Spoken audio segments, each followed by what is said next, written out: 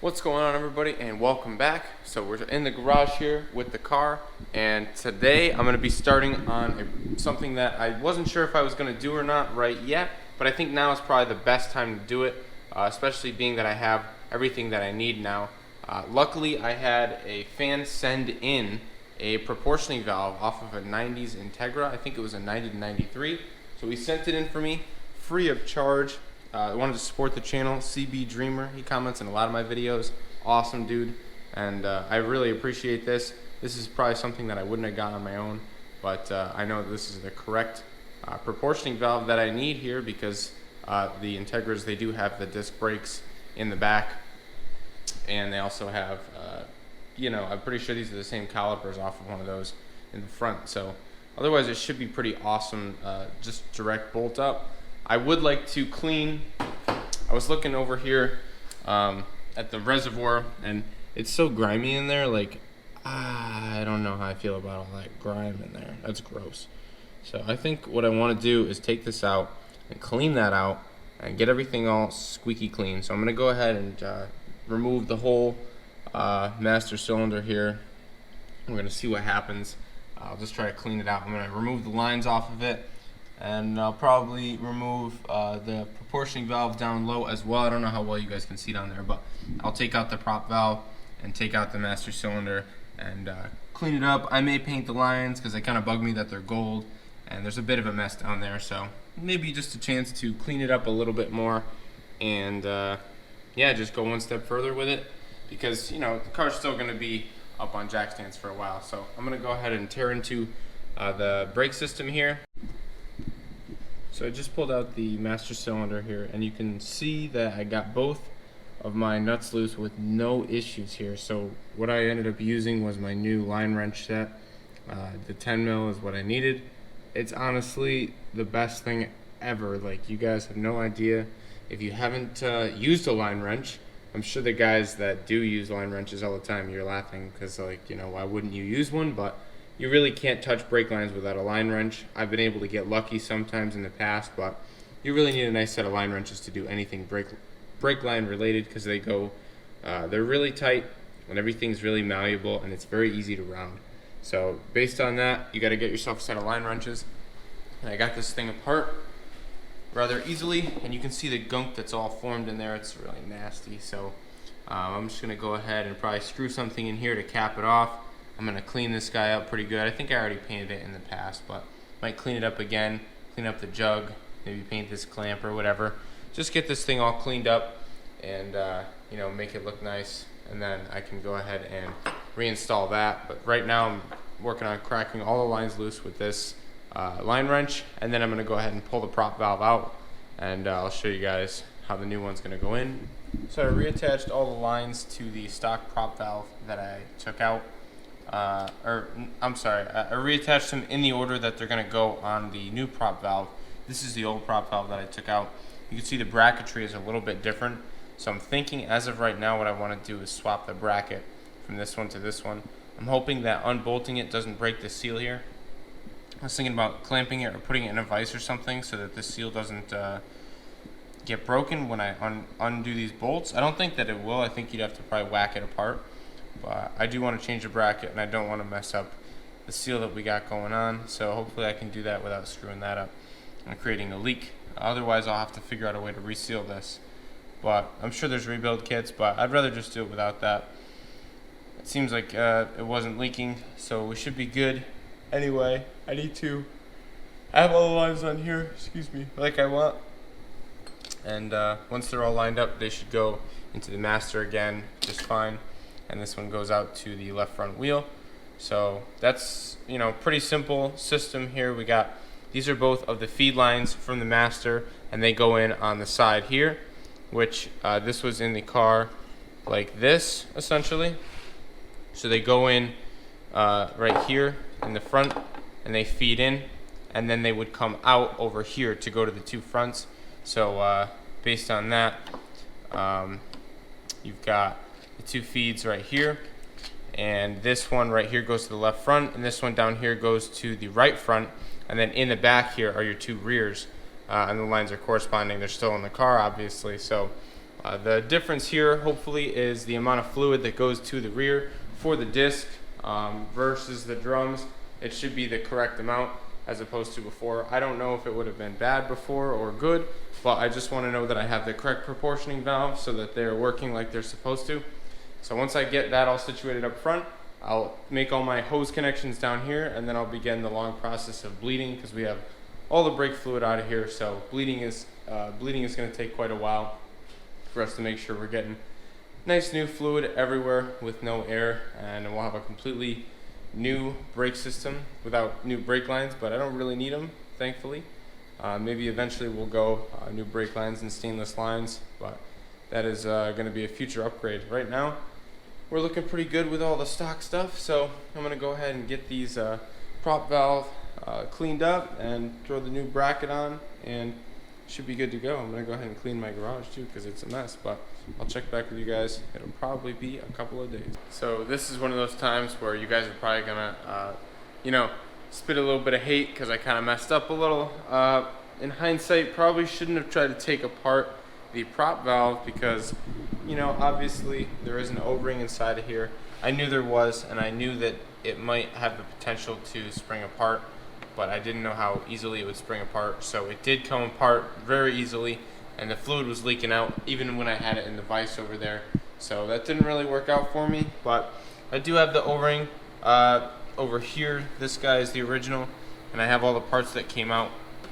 So I think I'm going to try to put it back together, and I'm hoping that it doesn't leak. I'm going to use some different bolts, because the tamper-proof ones are kind of a pain in the butt, and the threads are kind of jacked up on the end so that you wreck this thing taking it apart. I was doing some research after already taking it apart, and some people do rebuild these things.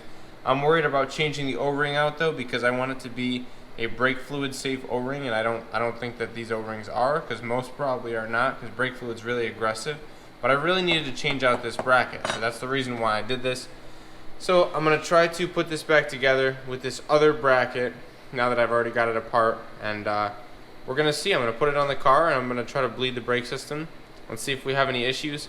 If we do have issues, then I'm just going to have to get myself another prop valve, and I guess this one was sent as a learning curve for me. I know one from an Accord will probably have the same bracket, and I'll probably have to get that one, because I did want to bolt this in. I want it correct, so we're going to try to put it back together and use this thing as it sits, and hopefully that works for me. If not, then it looks like we might run into having to get one off of a car at the junkyard, and then at least this was sent as a learning experience for me. Don't take it apart. It is not worth it. These things have been together for years. If they're not leaking, don't make them leak. So I think that might be the lesson learned here, but I'm gonna go ahead and try to piece this thing back together with all the proper components and put the bracketry in the correct location so that I can bolt this thing up in the car today. So we're gonna see if this guy works. I really did flip this thing on its head. Flipped it totally upside down. So hopefully this is gonna work for me. I do hope that this is, safe. I guess we're gonna see. If it doesn't leak, it should be just fine. But I did end up flipping it upside down as well, so my feeds and my outputs are gonna be different. But I don't think it should matter, because it sends all the power to the front and all the power to the rear, I guess, or something like that. I'm not sure exactly how these work. I know that there are a diversion and from the front to the rear, and I know that with drum brakes inside of this other prop valve here, which looks honestly exactly the same as mine, I know that this guy has something that sends less power to the rear. There's less pressure going to the rear, which I think in turn makes it so the rear drums don't lock up. But yeah, we should be good here. This thing looks the same as the other one, but I have it flipped upside down now to match what this guy looks like. So we should be good. I don't think it's going to make a difference what goes in and what goes out on this side, because it's all the same, as long as this side is correct for the rear, which it is. So I'm going to go ahead and try to put this back on the car, tighten all the lines down, and then go ahead and throw my front brake hoses on, and then get all my stuff situated by the calipers with my little washers here. Maybe I might make some by sanding these down, or have some new ones as well. I don't know if I have enough, but we're gonna continue on with brake line stuff. Alright guys, I'm at a point now where I'm pretty happy. I think that I got everything all set up like it should be. The way that these things work is, you know, like I said, these are the rears that come out here. And if you look at it on the other side, these are the fronts. And these guys, basically you have the master cylinder goes into one side, and then the front comes out the other side. Master cylinder into one, front comes out of the other. So therefore, as long as they are together, and you got, you know, obviously one going to one rear, one going to the other rear, one master in one of these and one on the other side, I think it should work. So I do actually have it swapped because the lines fit easier that way. One master goes in this way, and one master goes in this way. So I do hope that this works. If this works, then it proves that this valve is very basic in the way that it works, and you can throw it in any configuration you want, as long as you have the rears coming out here. But yeah, as long as you don't have two masters going into the same top, or, you know, into the same bottom one, you should be all set. These are both kind of separate from each other. I'm not really sure what the separation in the center is all about, but I know that this sort of works separately from this, and I think if it fails internally in here, then it leaks through here, and that's kind of how you know that you have a internal failure in this unit here. That's just how this thing works. So this wasn't leaking on that one that I got, so hopefully it's not leaking now, and hopefully it doesn't leak out of the seam. We'll be able to tell. I'll look down there with a mirror and I will visually inspect it, but for right now we're set there, and I got our new, not new, but new to me line in here. This is all freshly painted and epoxied. Let me get that light.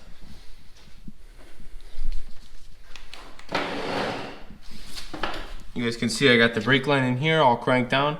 Just zip tied it to the strut, which I always have done in the past and never really had any problems. The brake lines are too long because I don't have the stock mounting hardware on the strut. Rather than make a bracket, which I guess I could totally do, I decided to just kind of zip tie it for now, so that's out of the way, and it should give me a full turning radius. I was able to bolt it here. I just got to put it on the caliper through the other side and make all my brake connections, and then I can fill this thing up with some brake fluid and start bleeding. So what I'm doing here is just making sure that everything's nice and clean. There's a bit of corrosion on this. I don't know if it's because it's been sitting out or what, but I want to make sure that it's all cleaned up. And I have a method here for how I've been going about this. Gonna make sure that I have all the proper bolts for what I'm doing. So we have all these banjo bolts here that I have lying around just from taking everything apart. Multiple cars, multiple brake lines I'm taking. I tried to keep as many banjo bolts as I had, and I ended up with enough, thankfully. So I got this all cleaned up here, wire brushed, and I'm just gonna go ahead and make sure it's spotless, because we're relying on a compression here of this washer. So some of these washers I was using, they didn't fit as well. It looks like I got two good ones here. These should fit. This one is a bit tighter. Let's see about this one.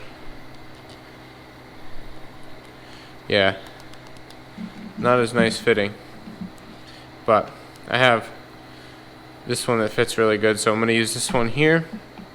And I have some of the OE ones as well, and I can reuse these. I have been using a little bit of sandpaper. And my process for this is to use a little bit of sandpaper, and then you actually sand these guys nice and flat. So especially if you put it on the table, you can get a nice flat sand on these guys, and that makes them basically brand new.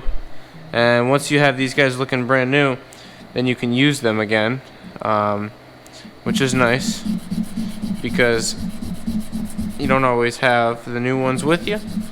So you can use these guys again as long as you stick with something fine. This is 400 grit. So now I have basically two new washers here that are nicely ground down, nice flat surface, ready to be sandwiched. So if you don't have one or don't have new ones and want to refresh your own, then you could just give them a little sand. I do this all the time and it seems to work for me. So we're gonna hopefully have some luck with that tonight. So I got this guy on there and cranked down. I put my sanded washers along with the sanded both parts of the brake line itself, and wire brushed the banjo bolt, and then I hit the surface of the caliper as well, and I took all the paint off of there with 180, and then I fined it up, made the scratch level finer with some 400. Went over all the connections here, made sure they were all tight, banged my clip in over there on the brake line, which it looks a little rusty, but it should be fine, and tightened up all my other stuff. So yeah, we are all set to go here as far as brake lines on this rear side, and I also got both the front two done, so now I just got to do the other rear, and we'll have all the brake lines attached to this thing. I'll be ready to put some brake fluid in it, and I think I'm going to try to start just doing a gravity bleed on this stuff, letting it just opening the bleeders and letting it come out. Hopefully we don't make too much of a mess on our nicely painted calipers. I hope that the brake fluid doesn't eat them, but I'm going to try to maybe put a hose on the bleeder and see if we can funnel it out of the way and keep it from wrecking our nice fresh paint. So I'm going to go ahead and do the other side, and then I'll check back with you guys when we're putting brake fluid in this thing. So what I ended up doing is getting this little handheld vacuum pump that I have here, and I threw a little piece of vacuum line on there, and I was able to pull a little bit off of this guy right here and get a little vacuum going on, just enough to get it to start moving. So I don't know if you guys can see the bubbles. You should be able to see the bubbles coming up through. I went ahead and took the vacuum line off, and I threw this line back on there. And this is a piece of windshield washer tubing, windshield washer fluid tubing, and this stuff is clear, so I can actually see the bubbles rising through. So I think that's pretty cool. So I'm just gonna run this thing until I don't see any more bubbles, and then I'll cap it off, and I'm gonna do that everywhere. And then I'll definitely reevaluate. I may need to do more bleeding after that. I may need to set up a pressure bleeder to get the air out of the system, but for right now, it seems like it's working, and I can definitely gravity bleed. And as long as I'm getting the air out of the system, and we don't let the level in the jug run dry over there, that means we're definitely bleeding air out. So I'm gonna keep letting this thing go as long as we get air out of here. So we'll see if we can get this side bled tonight. Maybe I'll start on the other side, and we're gonna just work at it until we can get this whole system bled out. So to finish it off, I actually did have somebody come in. I had my dad come and help, and actually manually push down on the pedal inside, pump it up first, and then push down on it while I had my little tube on it. And I was able to get a little bit more air out of some of the lines just from that added pressure, as well as I was able to get a good flow out of everything and make sure that we were getting good pressure out of everything. So I think we should be good to go on brakes. Just now have to figure out what we're going to do for control arms, and we're pretty much all set. I did try to cancel my order for control arms. I'm going to try to see if I can get them from another company, or I might go a different route. I was talking to somebody about using CRX control arms, and apparently that's another option. But yeah, I do want to have adjustable camber up front. It would be cool, so I'm going to still try to get these Megan Racing arms. We'll see if we can find a way to get them where somebody actually has them in stock. But anyway, I think I'm going to start working on doing the e-brake cables, because that's something that I need to figure out exactly how those are going to work and get those all adjusted as well. So now that the brakes are really nicely bled, the pedal is really good. Getting inside, I hit the pedal and it feels really solid. I think this thing's going to brake really well. Definitely excited to try it out and see how well it stops. But I think the brake system is super solid now, all fresh fluid, totally bled through like so many times over. There's been so much bleeding going on to get all the air out. And I think I finally have all the air out because the pedal is just super firm, and I'm pumped about that. So fresh job on the brakes, and everything else is going to fall into place now. We're just putting all the little pieces together, and I got to get the wheels coming and all that good stuff. So that's going to be happening pretty soon, guys. But yeah, that's going to be it for right now.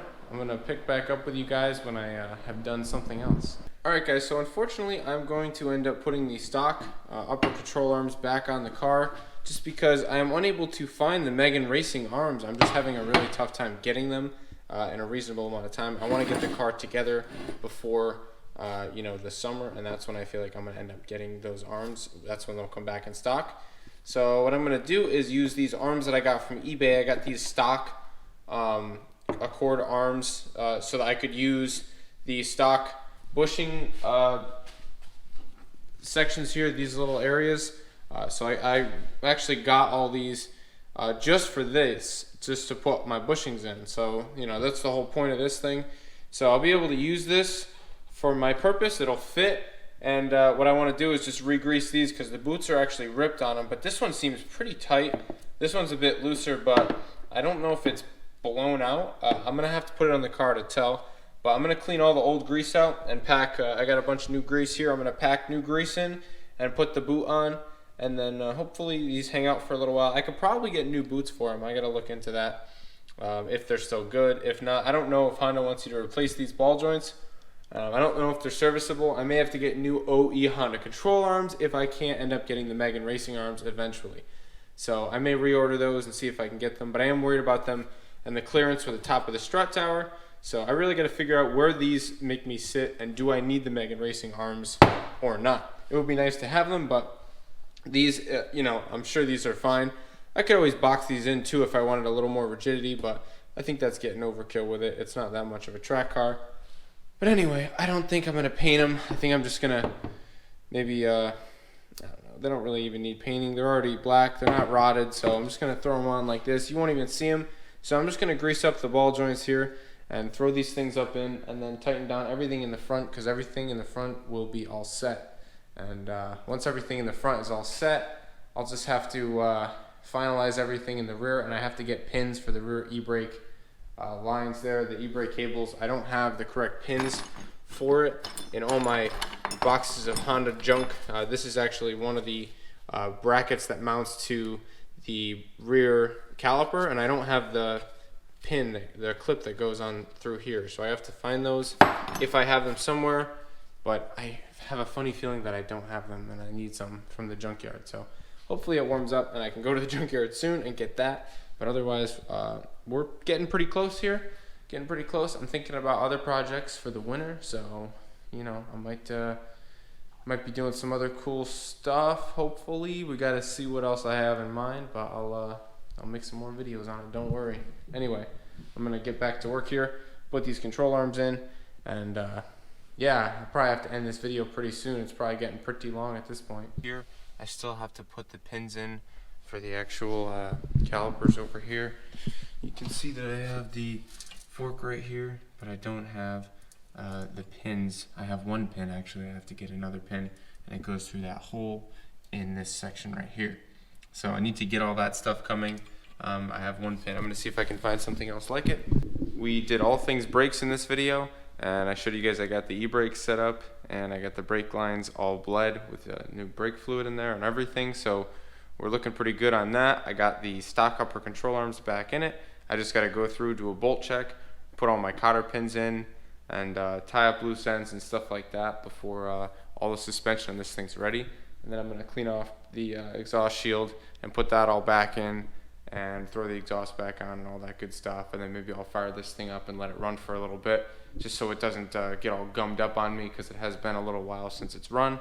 So maybe I'll do all that. And then I'm thinking next project, I don't know. I think I'm going to go over the whole detail. I'm going to wash it, detail it, and I would like to try to ceramic coat it before this thing comes out this year. So I might do that.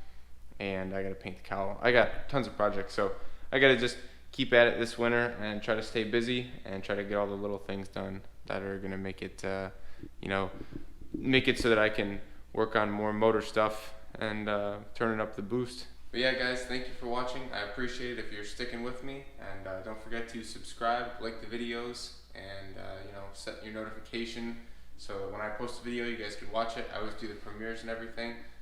But don't forget, I got merch coming out too. I gotta get out with some new shirts and stuff like that. But I do have a couple of options available on the link there, teespring.com. So I'll put the link in the description. You guys can check that out. And also, if you want to become a Patreon, it's only $1 a month is the lowest amount. So you know, not like I'm asking for a huge amount, but also just you guys watching the videos is also great for me too. I appreciate that, each and every one of you. So keep it up. You guys are doing a great job. Channel's growing like big time, huge. We got to keep it up and keep making videos for you guys. So thanks for watching, and peace out, guys. I'll see you in the next one.